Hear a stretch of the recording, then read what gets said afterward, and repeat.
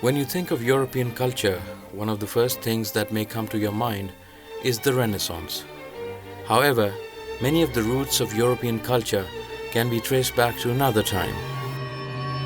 A time of art, science, commerce, and architecture of the Muslims, especially in Spain, for nearly 700 years.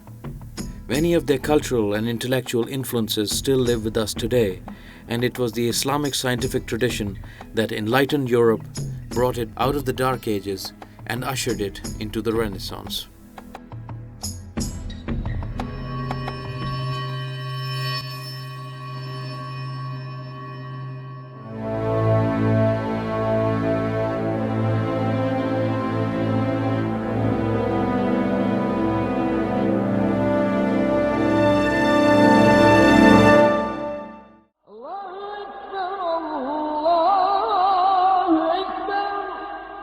Around the 7th century, the Prophet Muhammad, peace be upon him, went to Mecca and the Quran first appeared in writing. According to its teachings, the work of God was everywhere and in everything, and to understand the nature of the physical world was to know God. The pursuit of knowledge about the world around them was therefore the duty of every Muslim.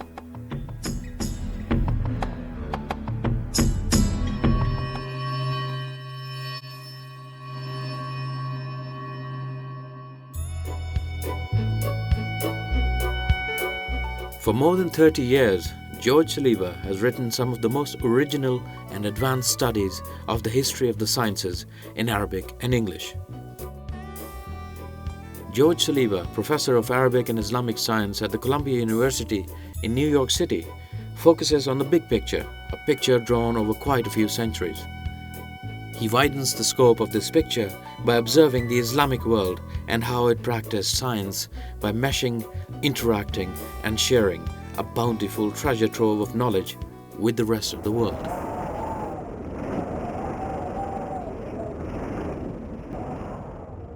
The Islamic scientific tradition has been described in various accounts about the Islamic civilization and generally in histories of science by most authors tracing its beginnings to the appropriation of ideas from other ancient civilizations, the Greek in particular.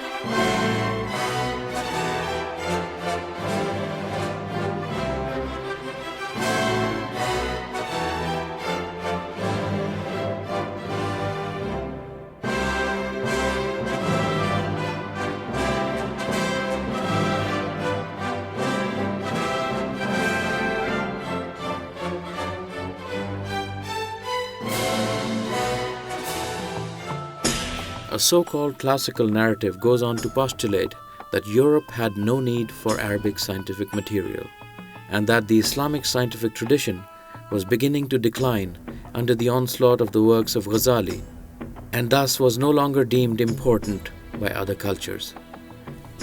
In the grand scheme of things, the European Renaissance was then characterized as a deliberate attempt to bypass the Islamic scientific tradition in another act of appropriation, so to speak, and to reconnect directly with the Greco-Roman legacy, where almost all science and all philosophy was supposed to have begun, and where the European Renaissance could find its true wellsprings.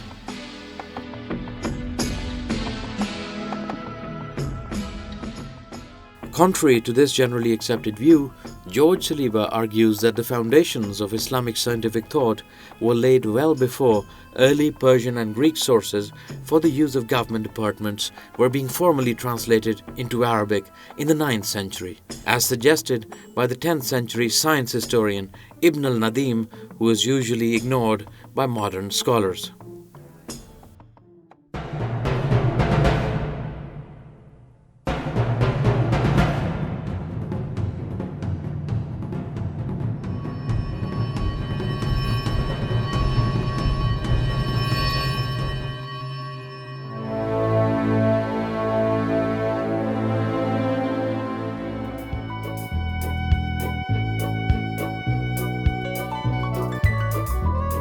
After completing his education in Beirut and his PhD in Islamic Science from the United States in 1979, George Saliba joined the faculty at the Columbia University, where he became professor of Arabic and Islamic Science.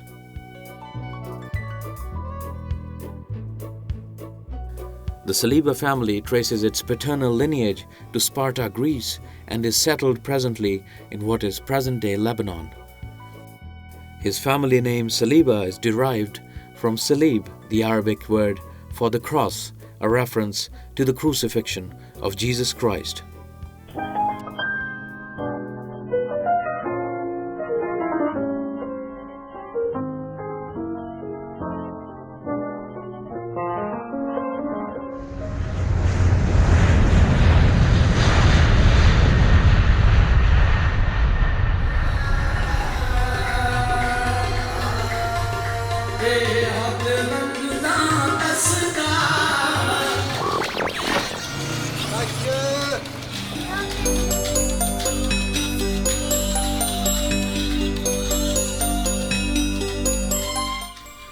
George Saliba joined us at the Wazir Khan Mosque, located inside the walled city of Lahore near the Delhi Gate.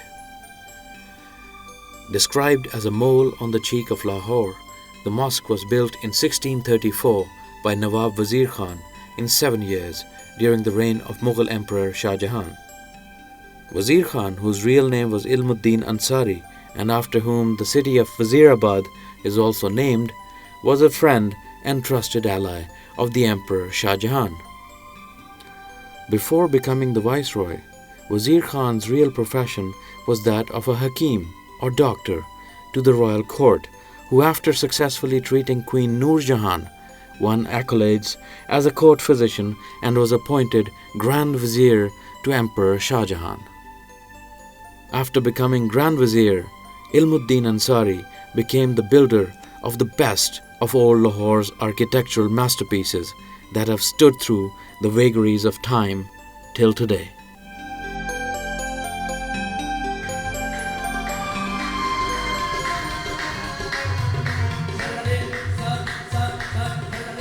Good afternoon. Good afternoon. It's a nice afternoon out here at the Wazir Khan Mosque. How do you like it here? It's pretty good, isn't it? It's amazing. It's fascinating. The decoration is beautiful. The setting is very nice. The contrast between what happens in the bazaar outside, the crowd, the people, and the serenity and the peace in it is fascinating. The contrast is superb.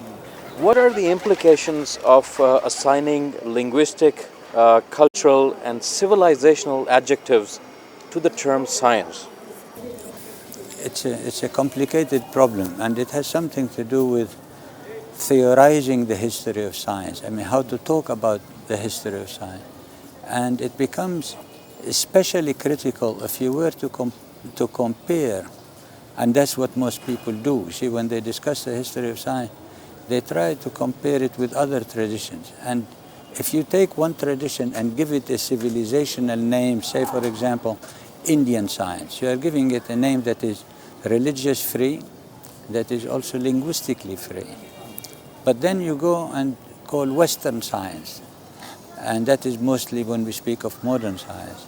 You are also giving it a geographical distinction, and then when you come and speak of Greek science, you are picking up only the linguistic aspect of it. Algebra was coined was literally created anew by Muhammad ibn Musa al-Khwarizmi. According to Saliba, it has become more apparent to historians of science that the more they deconstruct the grand narrative of the history of their discipline, the more it becomes difficult to assign linguistic, civilizational, and cultural adjectives to the term science. It is so because the grand narrative demands the visualization of a majestic progressive march of science from ancient Mesopotamia to Greece to the Islamic civilization and on to Europe, with some marginal input by Indian and Chinese cultures. Adjectives such as Greek, Arabic, Chinese, Indian, and more pertinently Western, when applied to science, as in Greek science, Arabic science, etc., are quickly becoming obsolete. Not because of any lack of interest in applying such adjectives, but because of the newly emerging understanding of the essentially hegemonic meanings that such adjectives may cultivate. But you come to Islamic civilization, and then you speak of Islamic science, it becomes also a combination of a religious aspect, but at the same time it's a civilizational aspect. But when you try to compare, or you begin to speak of influence of one tradition of science over the other, then it becomes slightly more complex, because then you begin to highlight in one case the religion and then impact it on linguistic and then on cultural, and then the confusion becomes very, very complex. Today, more and more people are coming to realize that these same terms are not working anymore. This is especially so when the new scrutiny now being applied to such grand narratives of the history of science makes it quite obvious that these terms can no longer yield the same analytical results they used to yield.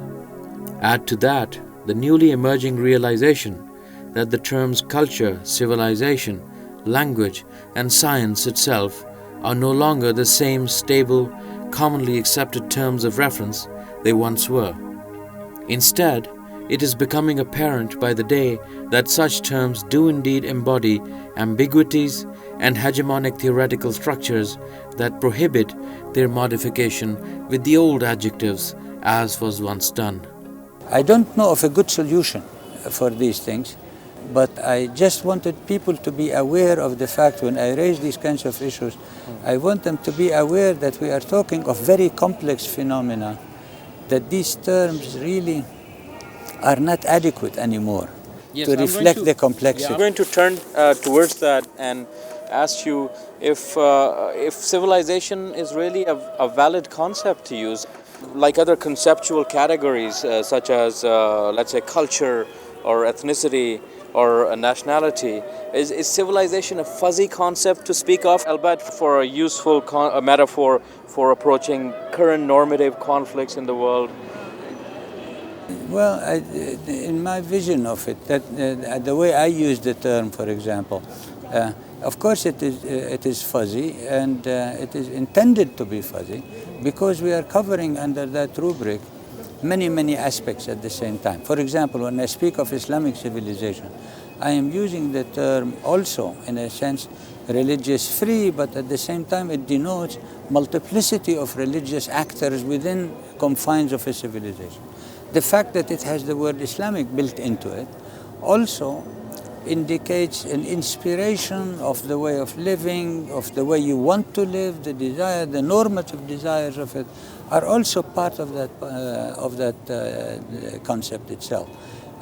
But I think mostly is that I try to use it so that I can neutralize it as much as possible away from this purely religious conception of it, or the purely anti-religious, because there are lots of people who want to speak of these things as completely separated from religion.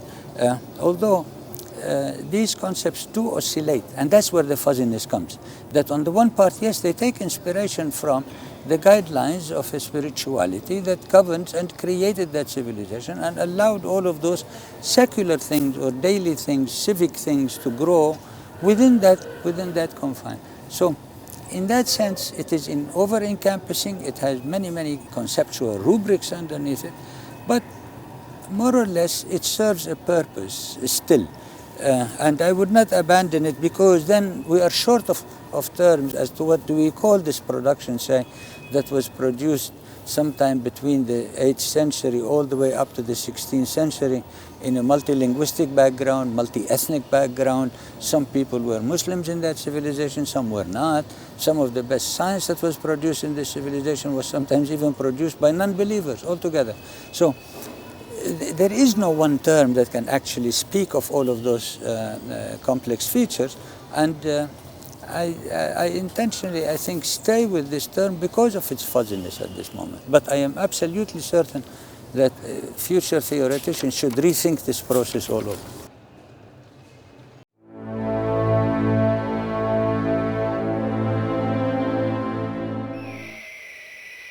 How did the transition from a desert civilization begin to develop scientific thought when, of course, it came into contact with ancient civilization? First, I don't think that it is true that Islamic civilization was a desert civilization. I think this idea of the desert is a 19th century concept, is a romanticization Oriental. of the Bedouin. Absolutely. Within the domain of the general history of science, there exists a so-called classical narrative through which we are made to understand scientific history. According to George Saliba, the main outline of this narrative goes back to medieval and Renaissance times and has been repeated over and over again. In fact, the narrative seems to start with the assumption that the Islamic civilization was a desert civilization, far removed from urban life, and that it had little chance to develop its own science that could be of interest to other cultures. The narrative also assumes that the Islamic civilization began to develop scientific thought only when it came into contact with other more ancient civilizations, which are assumed to have been more advanced, and this is mentioned but with a particularly shaded nuance to the term advanced.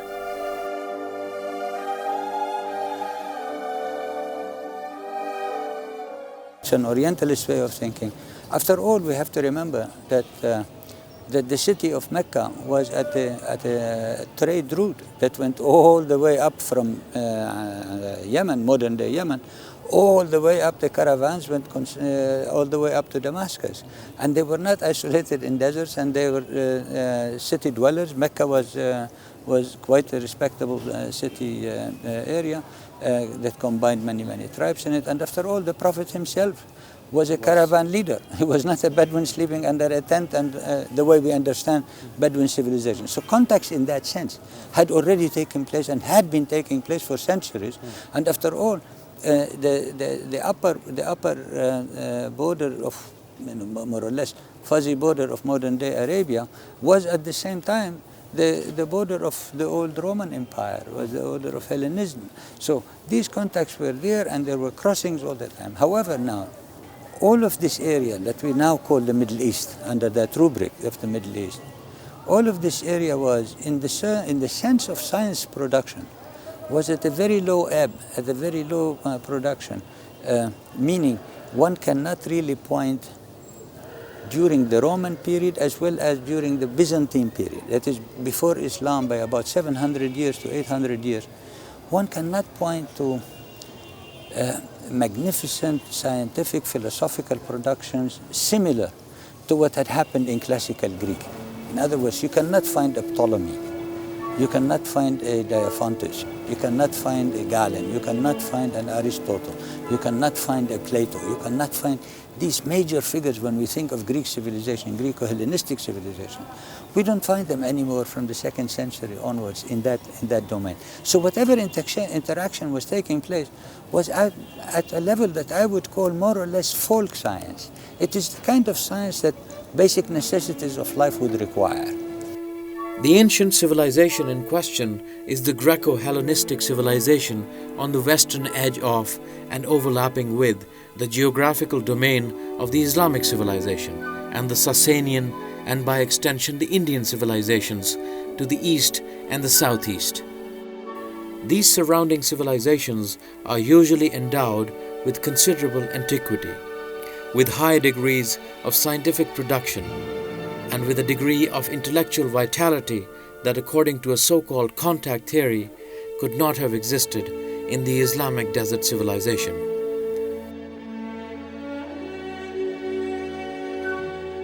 Now, when did this transformation take place?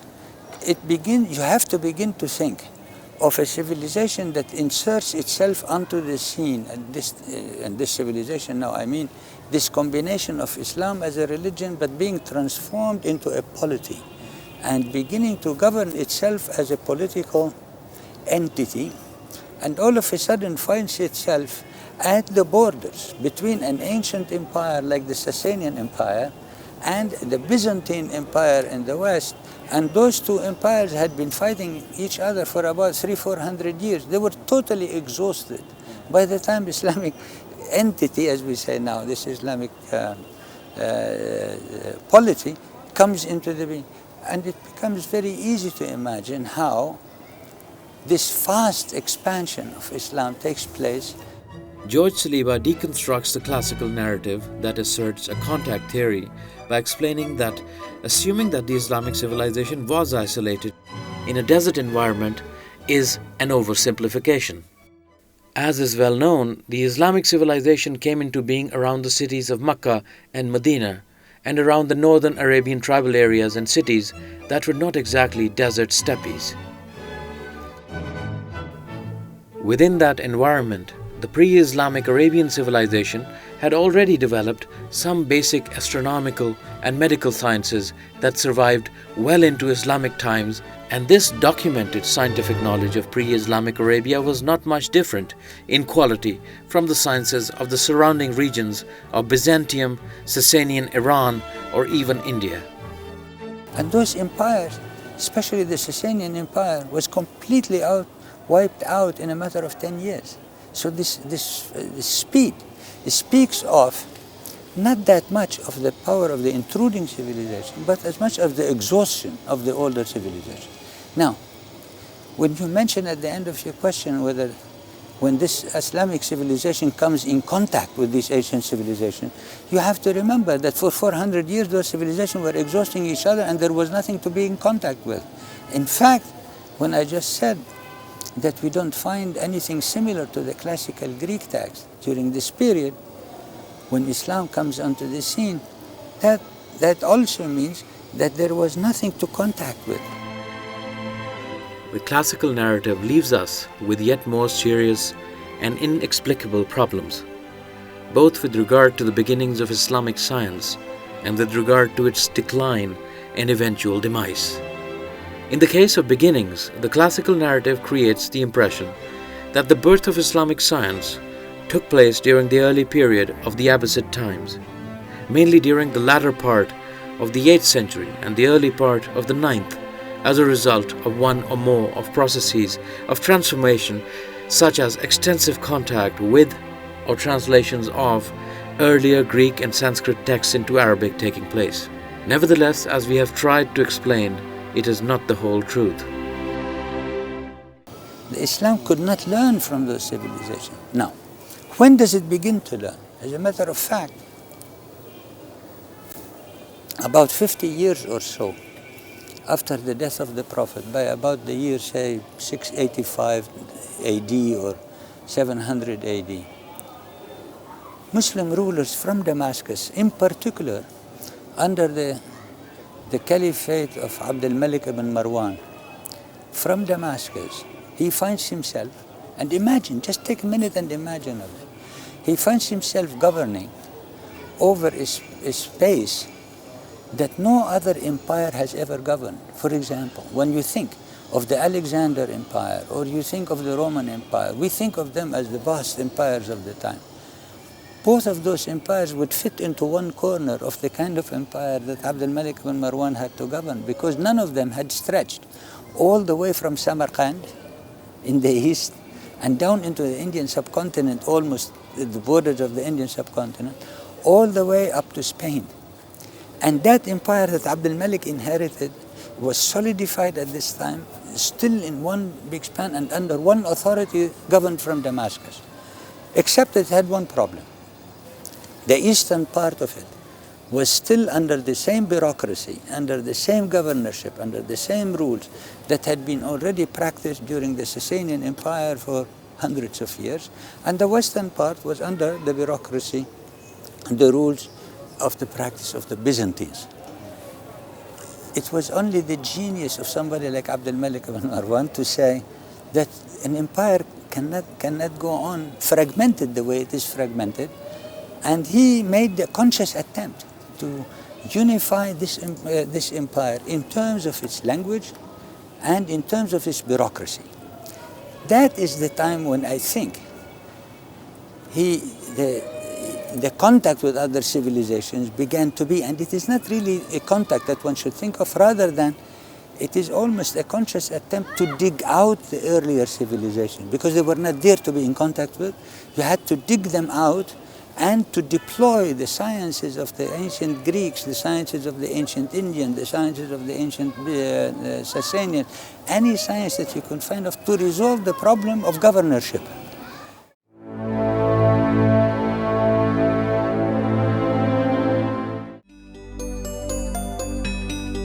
In discussing the Arabic creation of algebra, Saliba noted that it was originally invented to determine the distribution of property under Islam's intricate inheritance traditions.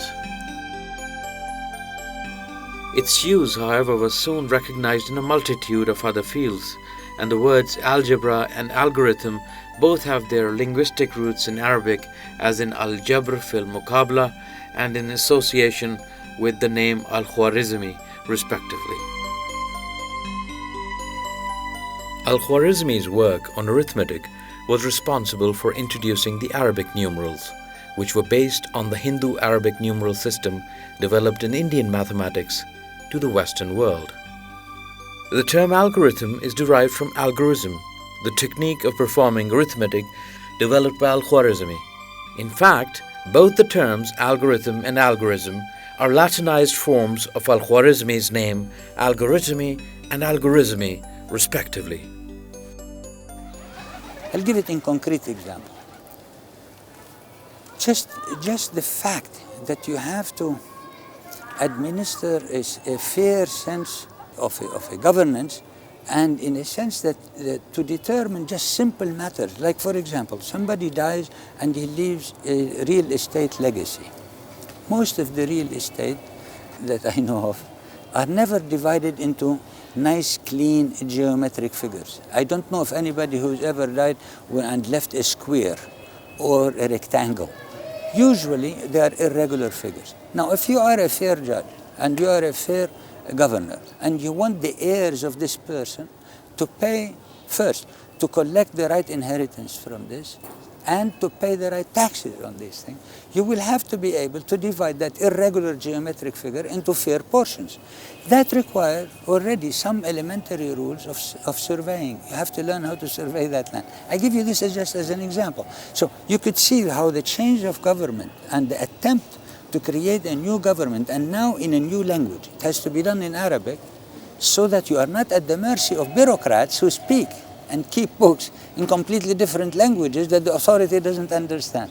So Abdul Malik consciously attempted to create this Arabic civilization, and these elementary translations had to come in. So what happens if you were an employee of the government, say a Persian employee, you inherited the position in the government from your father, and now you are kicked out of job because the bureaucracy has been translated into Arabic and you have no job anymore. Naturally, what people do in these circumstances, they go and specialize to come back into the government with more specialized knowledge. These are the ones whose children, meaning the ones who left the bureaucracy because they were replaced now by Arab-speaking bureaucrats, it's their children who went and learned those earlier sciences. They dug out those earlier sciences, they deployed them into coming back to the government at a higher specialized position, they become the experts. This is the process of how it took place, I think. So when people speak with contacts with earlier civilizations, that nuance should be added, that those civilizations were intentionally incorporated, not contacted, they were brought in. And that's why, for example, when you find in the earlier philosophical texts in the Islamic tradition, say in the 9th century onwards, from Kindi and onwards, the main interlocutors are not the contemporary Byzantine philosophers. We don't have a single one of them. Their main interlocutors are Plato, are Aristotle, are the classical Greeks.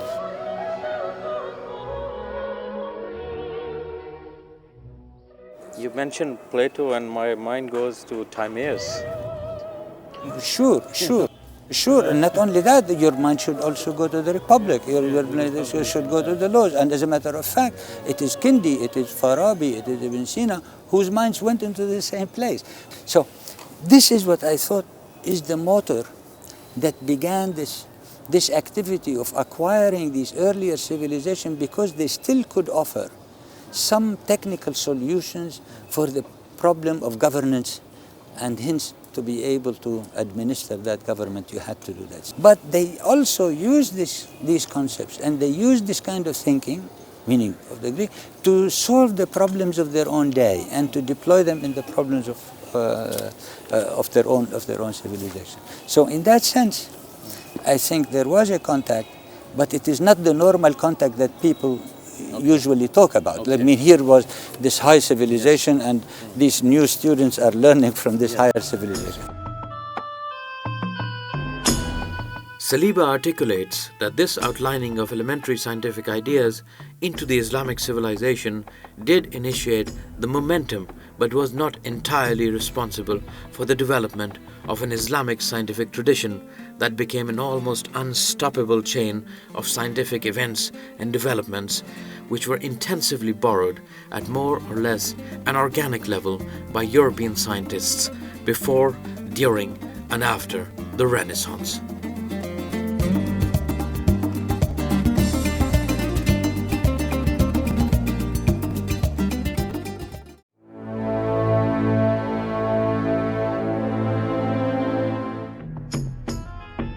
Within the domain of the general history of science, there exists a so-called classical narrative through which we are made to understand scientific history.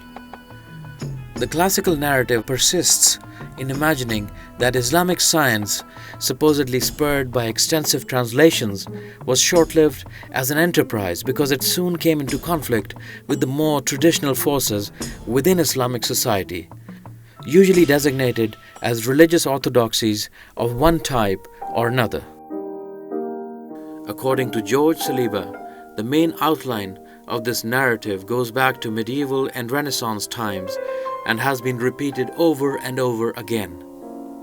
Using accounts of early Islamic scholars to show the essential roles of government bureaucracies, George Saliba addresses the question of the origins of Islamic science and its developmental phase of subsequently enlarging the scope of Greek science, particularly astronomy.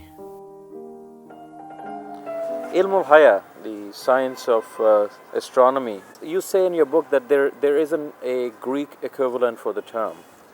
Now, it was this astronomy that continued to be written almost exclusively in Arabic and throughout the Islamic intellectual world, and was referred to as Arabic astronomy. Was that restricted in some way, in some geographical or even civilizational way? Was it restricted to a certain, like the sighting of the moon or? Well, the story is the following.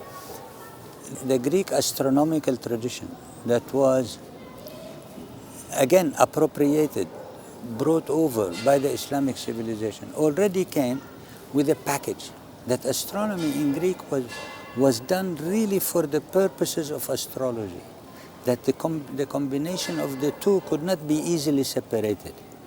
Now, within the Islamic civilization, and there is a good background as to why the importation of all of those disciplines, be it astronomy, be it philosophy, be it what have you, they were not accepted readily in the Islamic civilization at face value. They were critiqued.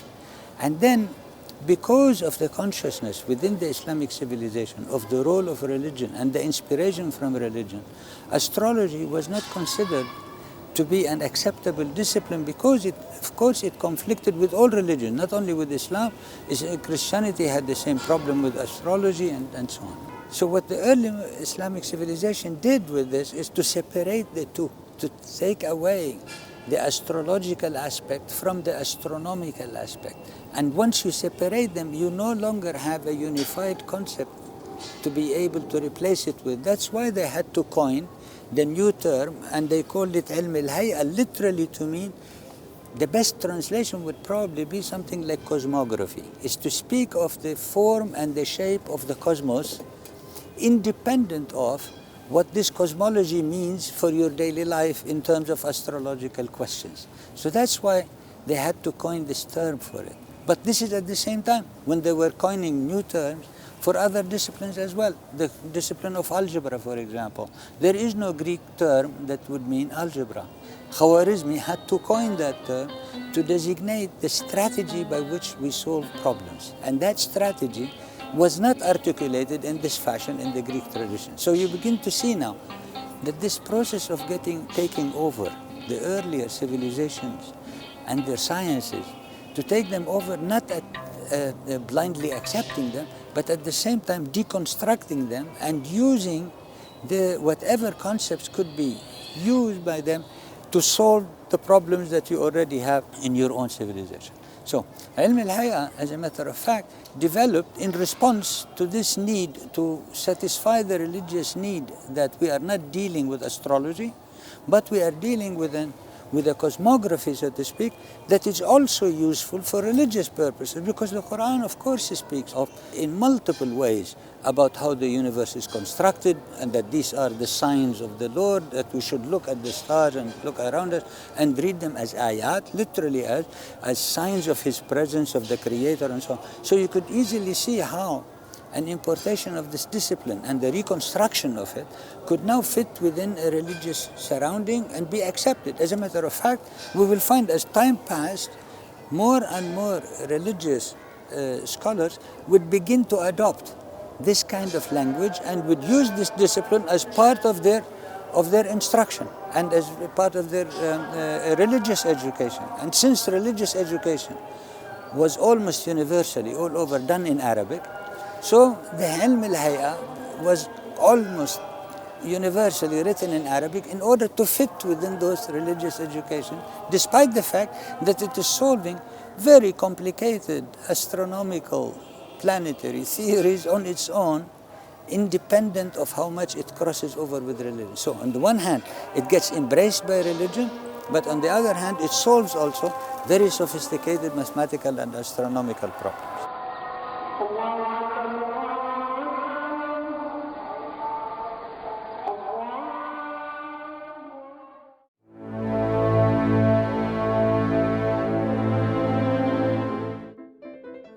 George Saliba, who specializes in studying the diffusion of scientific knowledge across cultural boundaries and the role of Islam in the formation of scientific ideas, reflects that Arabic modifications to Greek mathematics and astronomy originated from religious needs, but were subsequently used as tools in all aspects of life. For instance, the Islamic obligation to pray in the direction of Mecca several times each day led to significant developments in astronomical calculations, including a new, more correct measurement of the tilt of the Earth's axis and the invention of the law of sines. It also led Arabic scholars to develop a complex system of tables and charts indicating the precise direction of Mecca from every location in the known world.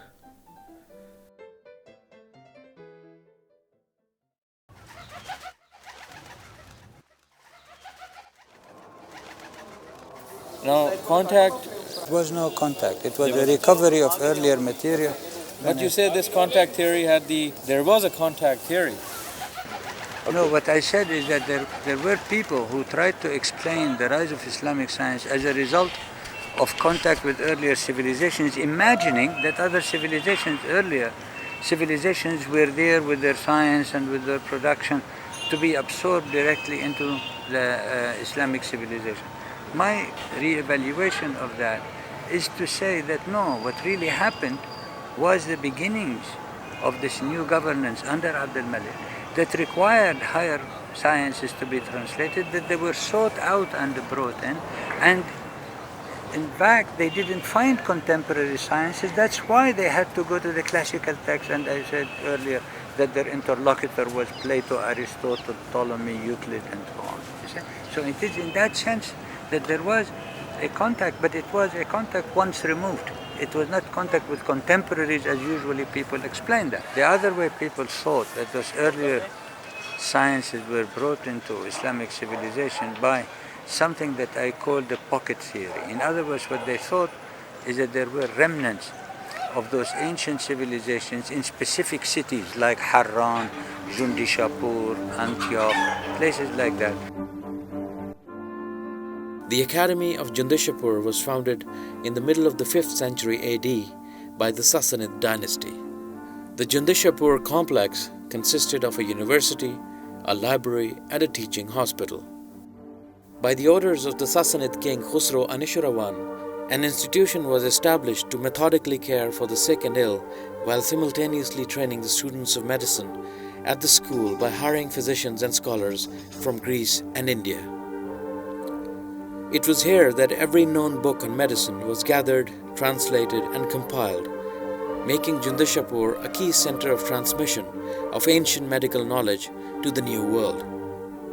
During the early days of Islam, the medical school and hospital at Jundishapur was a focal point of science, particularly medicine. It housed Iranian, Indian, Roman, and Greek physicians active in both theoretical and clinical aspects.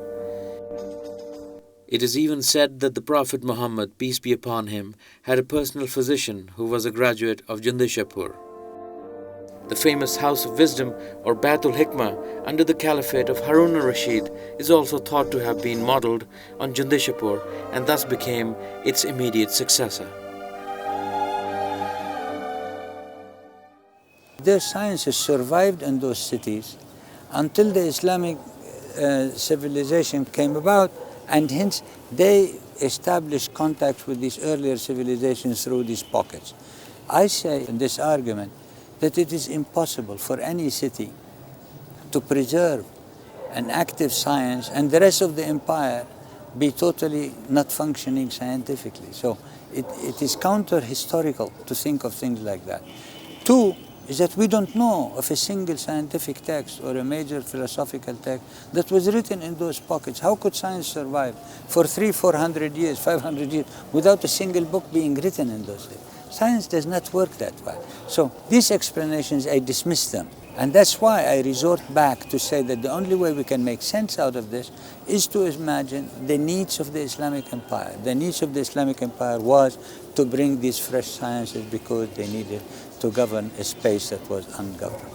As Islam spread northward into Syria, Egypt, and the Persian Empire, it came face to face with the sciences of antiquity, whose heritage had been preserved in centers which now became a part of the Islamic world.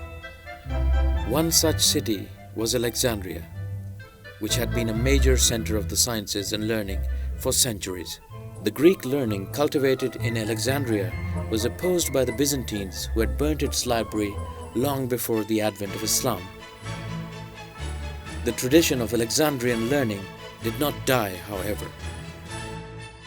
It was transferred to Antioch and from there further east to such cities as Edessa by Eastern Christians, who stood in sharp opposition to Byzantium and wished to have their own independent centers of learning.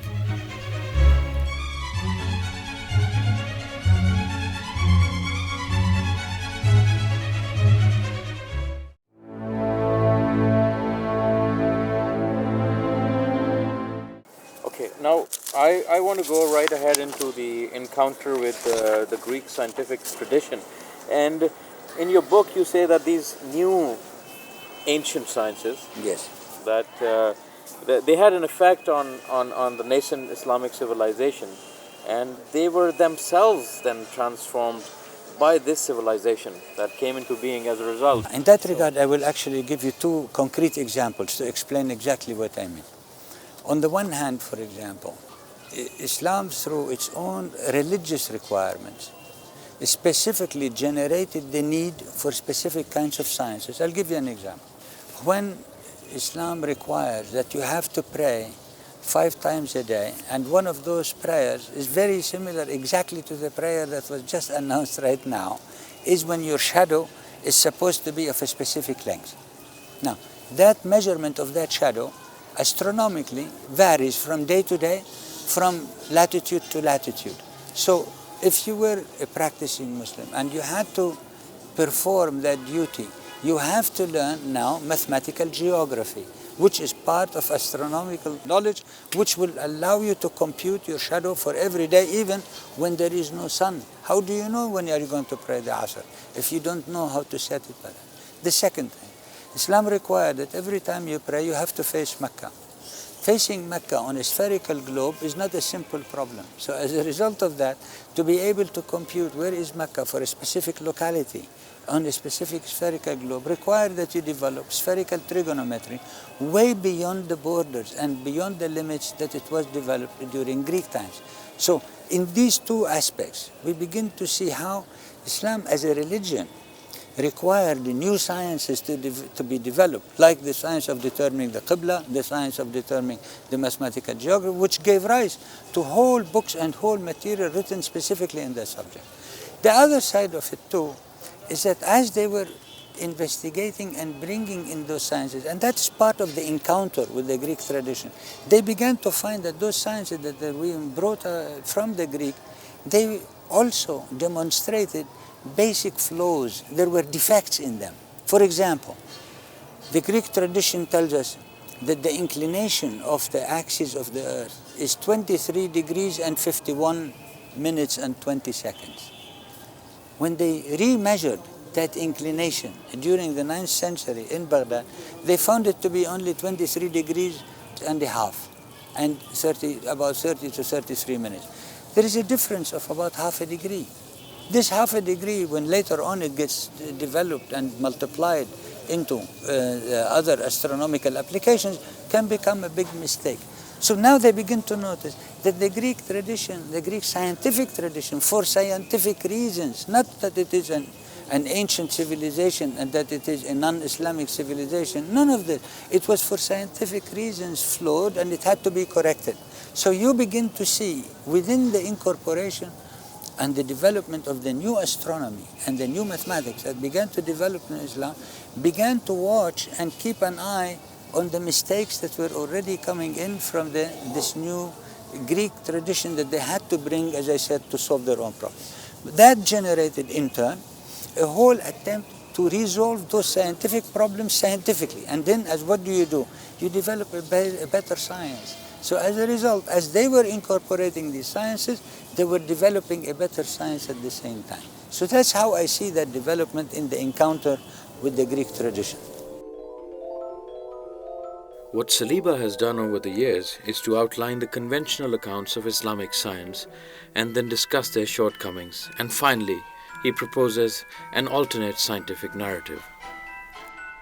To demonstrate this, he first proves the originality of Islamic scientific thought, and to do this he uses astronomy as a template for understanding the progress of science during the distinctive phases of the Islamic civilization.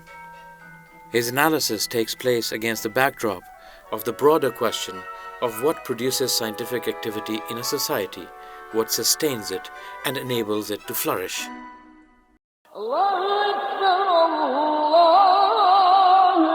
Early Islam was dynamic. Its followers had the vitality of a people freed from a nomadic way of life. Muslim scholars were intensely curious about the world around them, and this helped to provide a strong motivation for the Muslims to come together with others in the pursuit of an Islamic science. They created an Islamic scientific tradition that generated an enthusiasm and dedication for knowledge unrivaled until the Renaissance period, many centuries later. In the next episode, we will see how the Islamic civilization has been witness to a spectacular celebration of knowledge during the golden age of Islamic science.